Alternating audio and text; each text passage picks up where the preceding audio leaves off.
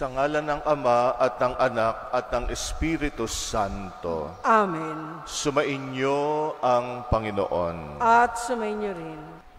Aminin natin ang ating mga kasalanan upang maging marapat tayong gumanap sa banal na pagdiriwang. Panginoong Hesus, Ikaw ang aming daan. Panginoon, kaawaan mo kami. Panginoon, kaawaan mo kami. Ikaw ang katotohanan.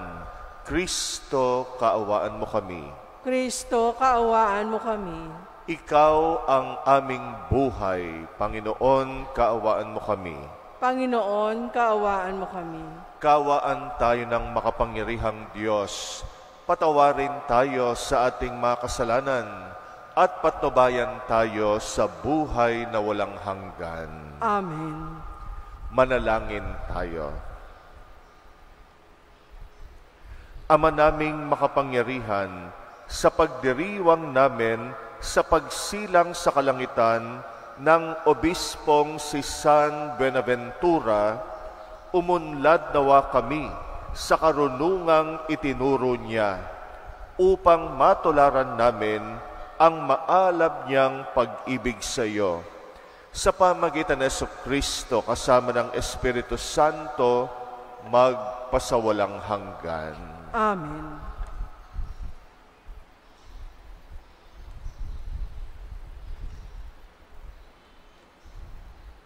Pagbasa mula sa aklat ng Henesis. Noong mga araw na iyon, sinabi ni Jacob sa kanyang mga anak, "Ngayoy papanaw na ako upang mapisan sa mga kasamang na mayapa na. Doon ninyo ako ililibing sa pinaglibingan sa aking mga magulang, sa yungib sa tapat ng bukid ni Efrong Heteo. Ang libingang iyo'y nasa silangan ng Mamre sa may Kanaan. Binili iyon ni Abraham at doon siya inilibing pati ang kanyang asawang si Sarah.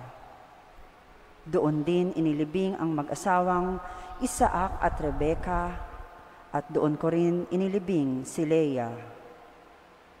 Ang bukid at yungib na iyo'y binili nga sa mga Heteo."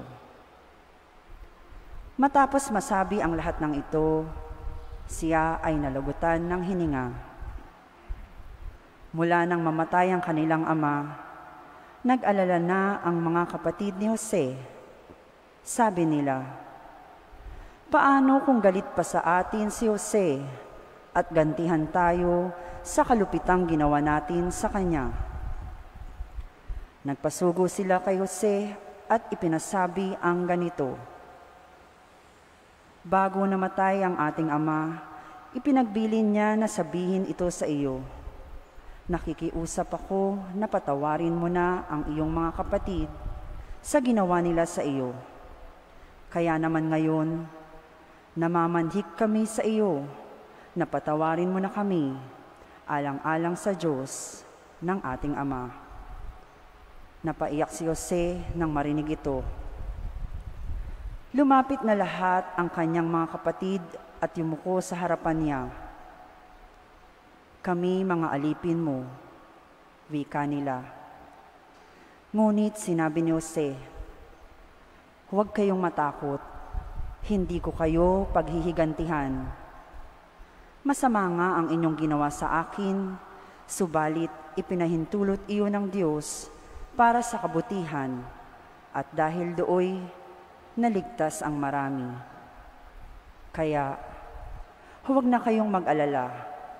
Ako ang bahala sa inyo at sa inyong mga anak." Pagkarinig nito, napanatag ang kanilang kalooban. Nanatili nga si Jose sa Ehipto kasama ang kanyang mga kapatid. Umabot siya sa 110 taon bago namatay. Inabot pa siya ng mga apo ni Efraim, gayon din ng mga apo niya kay Makir, na anak ni Manases. Ang mga ito'y kinalong pa niya ng isilang. Sinabi niya sa kanyang mga kapatid, "Malapit na akong mamatay, ngunit Huwag kayong mag-alala. Iingatan kayo ng Diyos at ibabalik sa lupaing ipinangako niya kina Abraham, Isaac at Jacob.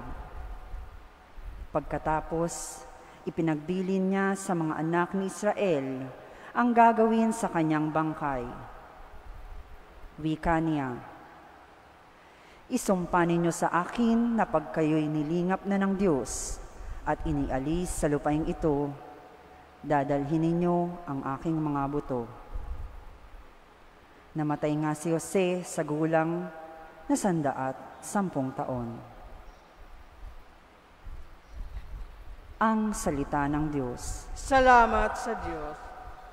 Ang Diyos ang siyang tumutulong sa tanang napaaampon. Ang Diyos ang siyang tumutulong sa tanang napaaampon. Dapat na ang Diyos, itong Panginoon, ay pasalamatan. Ang kanyang ginawa sa lahat ng bansay, dapat ipaalam. Siya ay purihin, suubin ng awit, ating papurihan. Ang kahanga-hangang mga gawa niya'y dapat na isaysay. Ang Diyos ang siyang tumutulong sa tanang napaaampon. Tayo ay magalak, yamang lahat tayo ay tunay na Kanya. Ang Kanyang pangalan, ang pangalang banal, napakadakila. Lahat ng may nais maglingkod sa poon, dapat na magsaya. Siya ay hanapin at ang kanyang lakas ay siyang asahan. Siya ay hanapin upang mamalagi sa kanyang harapan. Ang Diyos ang siyang tumutulong sa tanang napaaampon. Ito'y nasaksihan ng mga alipit, anak ni Abraham. Gayon din ang lahat na anak ni Jacob na kanyang hinirang. Ang Panginoong Diyos ay ang Panginoon. Siya ang ating Diyos. Sa kanyang paghatol ay ang nasasaklaw, buong sansinukob. Ang Diyos ang siyang tumutulong sa tanang napaaampon.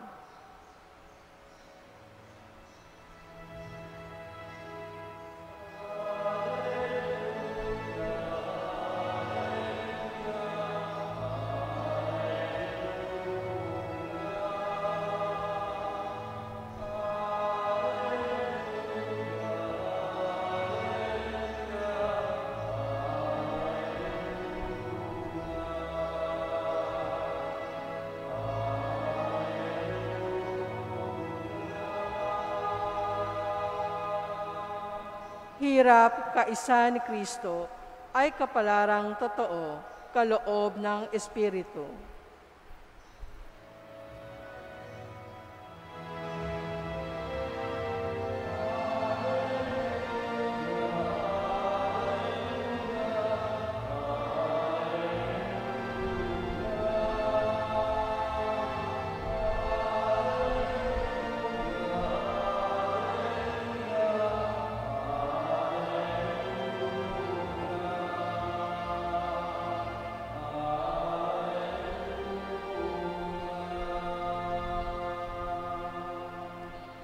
Sumainyo ang Panginoon. At sumainyo rin. Ang mabuting balita ng Panginoon ayon kay San Mateo. Papuri sa iyo, Panginoon.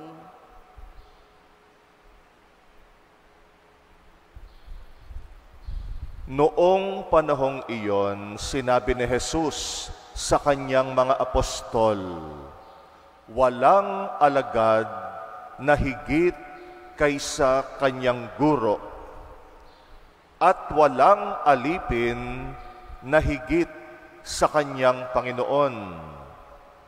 Masiyahan ang alagad na matulad sa kanyang guro, at ang alipin na matulad sa kanyang Panginoon. Kung ang puno ng sambahayan ay tinawag nilang Beelzebul, lalo na nilang aalimurahin ang kanyang mga kasambahay. Kaya huwag kayong matakot sa kanila. Walang natatago na di malalantad o nalilihim na di mabubunyag. Ang sinasabi ko sa inyo sa dilim, ulitin ninyo sa liwanag. At ang ibinulong sa inyo ay inyong ipagsigawan. Huwag ninyong katakutan ang pumapatay ng katawan, ngunit hindi nakapapatay ng kaluluwa. Sa halip, ang katakutan ninyo ay ang nakapapatay ng kaluluwa at katawan sa impyerno. Hindi ba ipinagbibili ang maya ng 2 isang pera? Gayunman, kahit isa sa kanila ay hindi nahuhulog sa lupa kung hindi kalooban ng inyong Ama. Maging ang buhok ninyo ay bilang na lahat. Kaya huwag kayong matakot. Higit kayong mahalaga kaysa libo-libong maya. Ang sinumang kumilala sa akin sa harapan ng mga tao, ay kikilalanin ko rin naman sa harapan ng aking Amang nasa langit. Ngunit ang magtatwa sa akin sa harapan ng mga tao, ay itatatwa ko rin naman sa harapan ng aking Amang nasa langit. Ang mabuting balita ng Panginoon. Pinupuri ka namin, Panginoong Hesukristo. Pangarap ng isang estudyante na matularan niya masundan ang yapak ng kanyang guro. Ang isang disipulo ay katumbas ng isang estudyante. Kaya yung mga disipulo ni Jesus, sila'y maituturing na mga estudyante ng Panginoon. Habang sila'y sumusunod sa Panginoon, hinuhubog sila ng Panginoon. Kaya nga ang tawag nila sa Panginoong Jesus, ang kanilang guro, ang dakilang guro, ang kanilang Panginoon. Layunin at pangarap ng isang disipulo ang masundan ang yapak ng kanilang guro. At kung si Jesus ay dumaranas ng pag-uusig dahil sa kanyang pagpapahayag ng katotohanan, dadanasin din ng kanyang mga disipulo, ng kanyang mga alagad, yung pag-uusig. Kaya nga nauna ang Panginoon na usigin ang kanyang mga disipulo, susunod rin. Kaya nga walang alagad ang higit sa kanyang guro. Ibig sabihin, hindi magiging exempted ang isang alagad sa pag-uusig kung ang guro mismo ay inuusig. Kaya nga yung ebanghelyo natin ngayon ay isang babala at paalala sa kanyang mga alagad na susundan nila siya sa landas ng pag-uusig. Dadanas din sila ng panggigipit. Daranas din sila ng pag-aalimura ng ibang tao dahil sa kanilang ipinapahayag na salita ng Diyos. Kung paanong inusig ang Panginoon, uusigin din sila. Kaya ang paalala ni Jesus sa kanila ay huwag silang matakot, huwag silang mabahala, huwag silang mag-alala. Kakampi nila ang Diyos. Huwag nilang isiping pababayaan sila ng Panginoon. Sa gitna ng pag-uusig, ang Diyos ang kanilang magiging lakas at kasiguruhan. At totoo naman, lahat ng mga apostol ay dumanas ng pag-uusig. Lahat sila maliban kay San Juan at siyempre si Judas Iscariote na nagbigti. Pero lahat ng mga apostol nag-alay ng kanilang buhay para sa pananampalataya kay Jesus. Sila'y naging mga martir, mga bayani ng pananampalataya. Ganon din ang mga unang Kristiyano. Marami sa kanila ay naging mga martir ng pananampalataya. Sinundan nila ang yapak ng Panginoon na naipako sa krus, namatay dahil inusig, dahil sa pagpapahayag ng katotohanan ng salita ng Diyos. Yung mga unang henerasyon ng mga Kristiyano, ang pangarap nila maging martir. Kaya nga pag inuusig sila, lalo pa silang natutuwa. Kasi mapapatunayan nila sa Panginoon yung kanilang katapatan. Kaya ang pangarap nila bilang Kristiyano, mamatay din katulad ng Panginoon, isang martir, yung dumanak, yung kanilang dugo, alang-alang sa Panginoon. Kaya nakakamangha. Sino sa atin ang mga ngarap na maging martir din? Kaya sino ang handang magdumanak ang dugo para sa pananampalataya? Pero ito ang naging pangarap ng mga unang Kristiyano. Yung pagiging martir, hindi laging madugo. Pwede rin tayong maging martir kahit hindi sa madugong paraan. Kung sa buhay natin ngayon ay paninindigan natin yung ating pananampalataya kay Kristo. Naninindigan tayo na gawin palagi ang tama kahit kontra sa paniniwala ng marami. Sa panahon natin ngayon, nagkakasundo ang marami na gumawa ng katiwalian. At pag hindi ka nakisama, lagot ka. Marami sa atin nakikisama na lang. Ginagawa ng lahat, alam naman nating tiwali, pero dahil sistema ng buhay, nakikisalo na lang tayo. Nakikisama sa daloy. Pero kung ikaw ay tunay na alagad ng Panginoon, hindi ka makikisama. Handa kang kontrahin ang daloy ng katiwalian.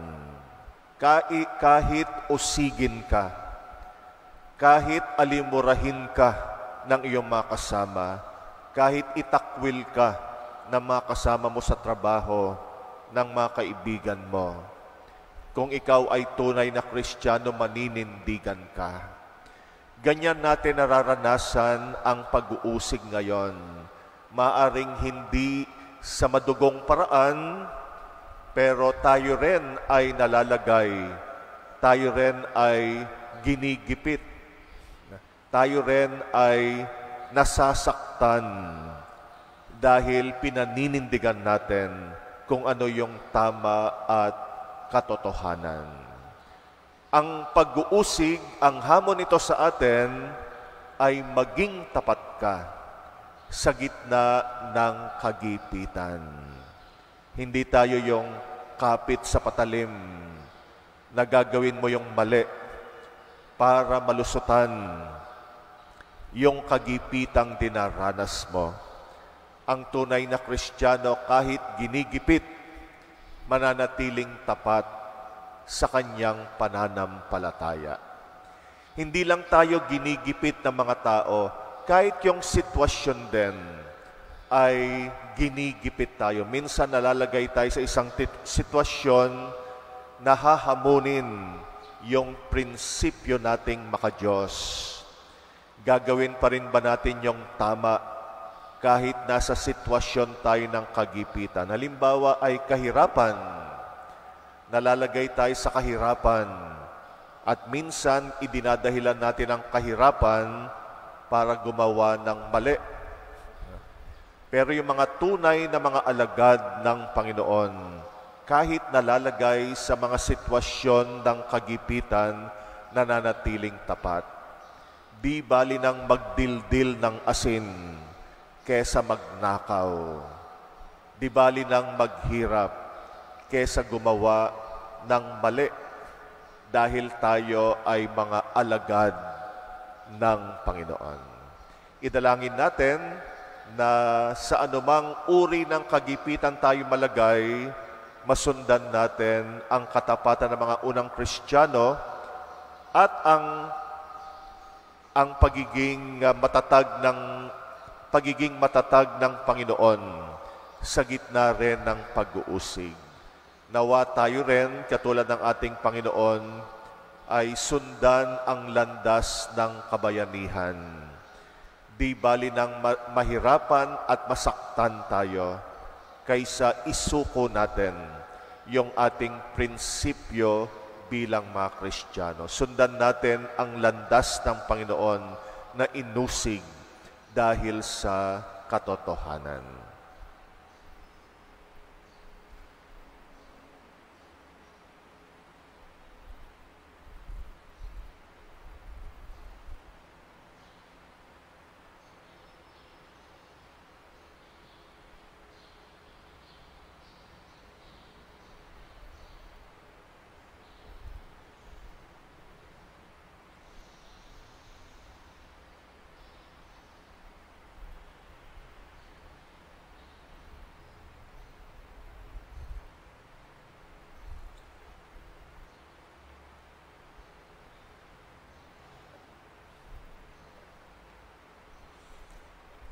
Natitipon bilang isang komunidad na nagdiriwang ng misteryo ng ating kaligtasan at mulat ang ating kaisipan sa kanyang pag-ibig sa bawat isa sa atin, dumulog tayo sa panalangin sa Diyos, ang ating walang hanggang Ama. Ating itugon sa bawat kahilingan, Ama, ipagsanggalang mo ang aming kaluluwa at katawan. Ama, ipagsanggalang mo ang aming kaluluwa at katawan. Ang Santo Papa, mga obispo, at mga tinawag naway maging gabay ng bayan ng Diyos upang umakay sa sangkatauhan, sa kaalaman at pananampalataya kay Kristo. Manalangin tayo sa Panginoon. Ama, ipagsanggalang mo ang aming kaluluwa at katawan. Tayo naway mabigyan ng biyaya na harapin ang mahihirap na pagsubok ng may katapangan, nalalaman na panig sa atin ang Panginoon na nagbibigay sa atin ng lakas. Manalangin tayo sa Panginoon. Ama, ipagsanggalang mo ang aming kaluluwa at katawan. Ang mga kabataan naway magnilay sa tawag ng pagiging pari o relihiyoso at relihiyosa upang mapaglabanan nila ang pagdududa, takot at kalituhan. Manalangin tayo sa Panginoon.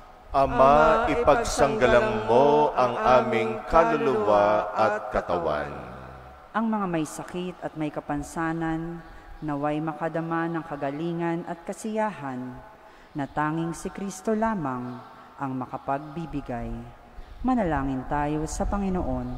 Ama, ipagsanggalang mo ang aming kaluluwa at katawan. Yaong mga namayapa naway umani ng pabuya sa kanilang mga mabuting mga gawain sa walang hanggang kaharian ng Diyos. Manalangin tayo sa Panginoon. Ama, ipagsanggalang mo ang aming kaluluwa at katawan. Tahimik nating idalangin ang ating mga personal na kahilingan, muli nating alalahanin ang mga kapatid nating humihiling ng ating dasal. Itaas din natin sa Diyos ang intensyon ng mga kapatid nating nagpapamisa sa ating pagdiriwang ngayon.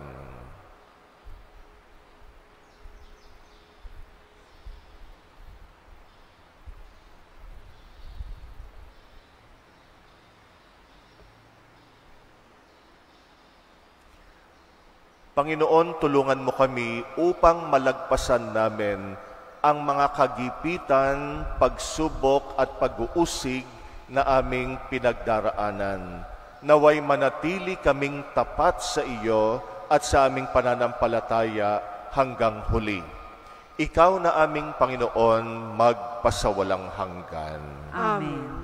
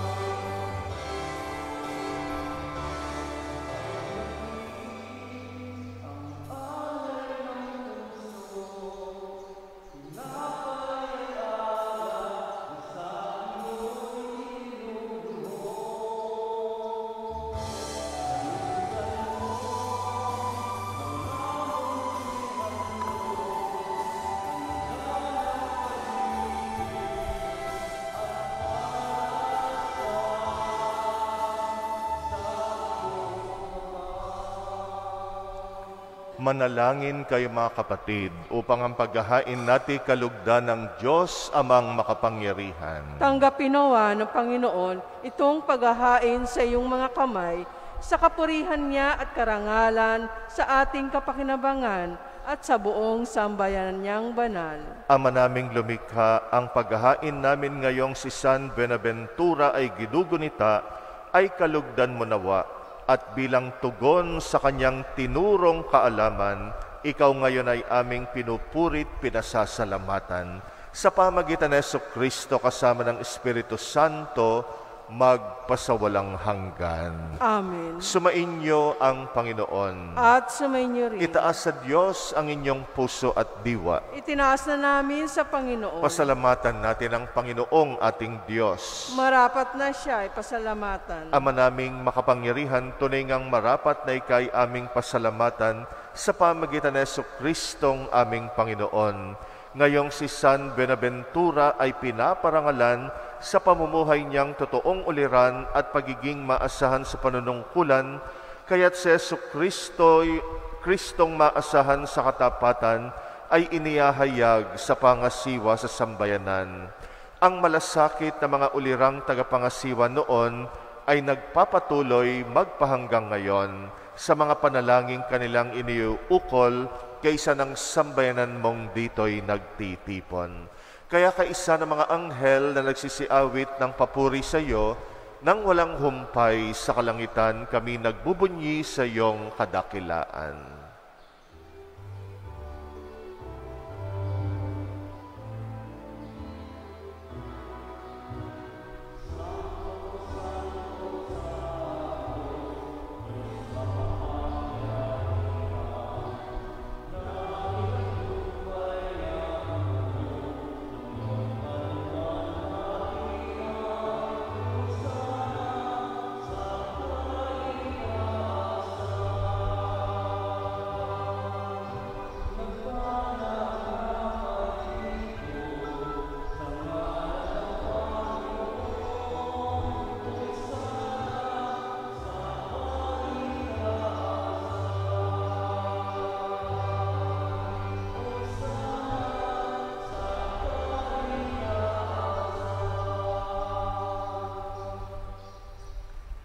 Ama naming banal, ikaw ang bukal ng tanang kabanalan. Kaya't sa pamagitan ng iyong Espiritu, gawin mong banal ang mga kaloob na ito upang para sa amin ay maging katawan at dugo ng aming Panginoong Jesucristo.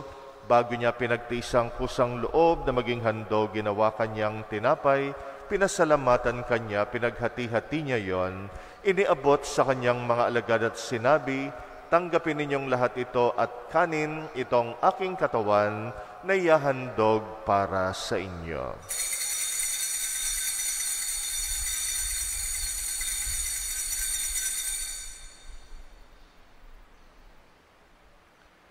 Gayun din naman nung matapos ang hapunan, hinawakan niya ang kalis, muli kanyang pinasalamatan, iniabot niyang kalis sa kanyang mga alagad at sinabi, tanggapin ninyong lahat ito at inumin, ito ang kalis ng aking dugo ng bagot walang hanggang tipan, ang aking dugo na ibubuhos para sa inyo at para sa lahat, sa kapagpapatawad na mga kasalanan, gawin ninyo ito sa pag-alala sa akin.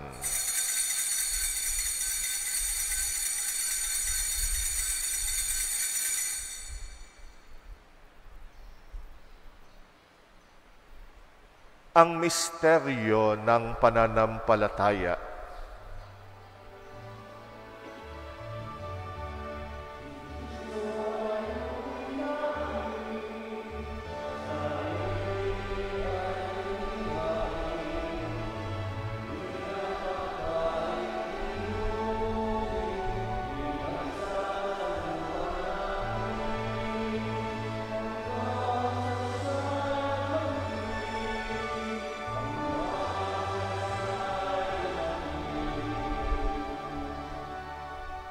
Ama, ginagawa namin ngayon ang pag-alala sa pagkamatay at muling pagkabuhay ng iyong anak, kaya't inaalay namin sa iyong tinapay na nagbibigay buhay at ang kalis na nagkakaloob ng kaligtasan. Kami nagpapasalamat dahil kami iyong minarapat na tumayo sa harap mo para maglingkod sa iyo. Isinasamo namin kaming magsasalo-salo sa katawan at dugo ni Kristo ay mabuklod sa pagkakaisa sa pamagitan ng Espiritu Santo. Alalahanin mo rin ang mga kapatid naming nahimlay na may pag-asang sila'y muling mabubuhay. Gayun din ang lahat ng mga pumanaw, kawaan mo sila at patuloyin sa iyong kaliwanagan. Kawaan mo at pagindapatin kaming lahat makasalo sa iyong buhay na walang wakas, kaysa ng mahal na Birheng Maria na ina ng Diyos, ng kabiyak ng puso niyang si San Jose, kaysa ng mga apostol, ni San Buenaventura, at ang lahat ng mga banal na namuhay dito sa daigdig ng kalugod-lugod sa iyo, may pagdiwang nawa namin ang pagpupuri sa ikrarangal mo sa pamagitan ng iyong anak na aming Panginoong Hesukristo. Sa pamamagitan ni Kristo kasama niya at sa Kanya, ang lahat ng parangal at papuri ay sa iyo, Diyos Amang makapangyarihan, kasama ng Espiritu Santo, magpasawalang hanggan.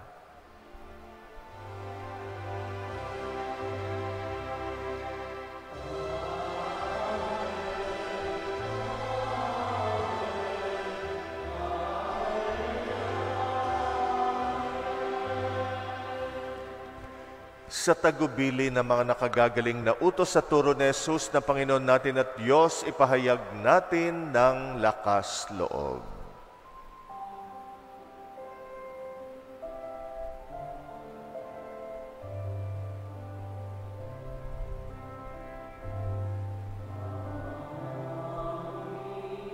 Sumasalangit ka, sambahin ang ngalan mo, mapasa ang kaharian mo, sundin ang loob mo, dito sa lupa para lang sa langit. Bigyan mo kami ngayon ng kakanin sa araw-araw at patawarin mo kami sa aming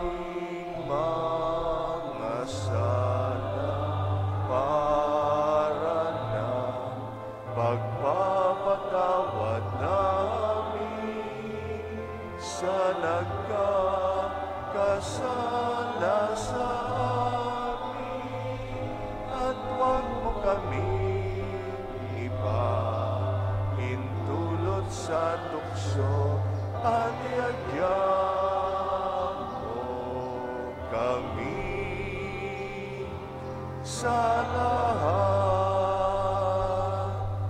ng masama.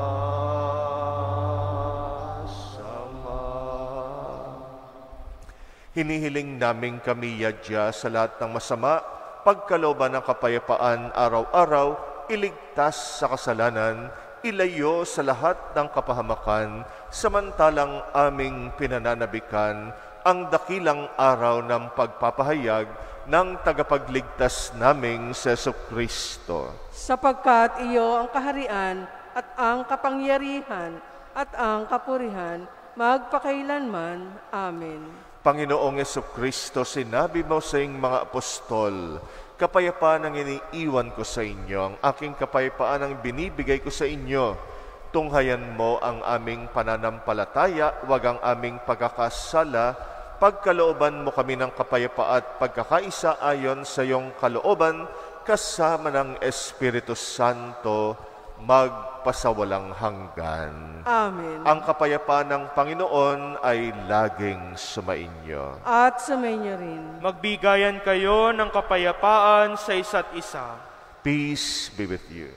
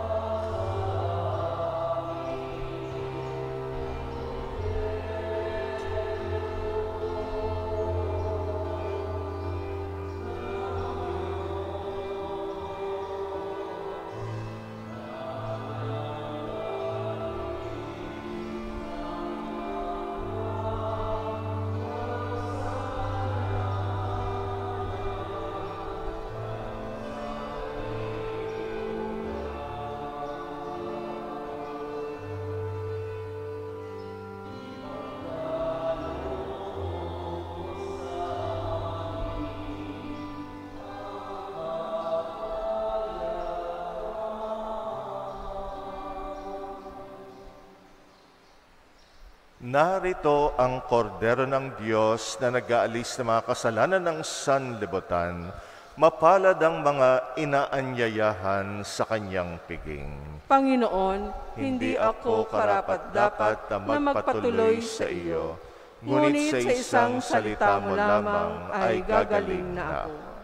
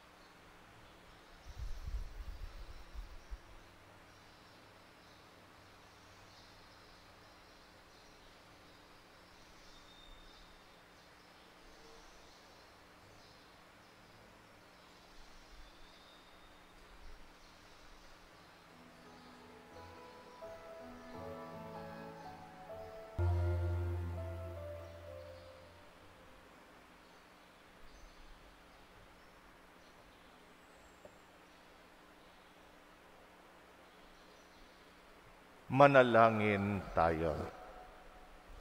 Ama naming mapagmahal, kaming nagsasalo-salo sa bumubuhay na pagkaing si Kristo, ay paturuan mo sa gurong si Kristo upang sa pagunita namin kay San Buenaventura, kami matuto ng maasahang katotohanan mo at sa pag-ibig ay magampanan namin ito. sa pamagitan din ni Jesucristo kasama ng Espiritu Santo, magpasawalang hanggan. Amen. Araw ng Sabado, meron po tayong Parish Formation Night, mamayang gabi, 7 hanggang 8:30 ng gabi. Ito po'y pag-aaral natin ng ating pananampalataya para tayo ay lumalim sa karunungan natin sa ating Panginoon. Kaya mamaya po yan, Parish Formation Night. Sumainyo ang Panginoon. At sumainyo rin. At pagpalain kayo ng makapangyarihang Diyos, Ama at Anak at Espiritu Santo. Amen. Tapos na ang misa, humayo kayo sa pag-asa kay Kristo. Salamat sa Diyos.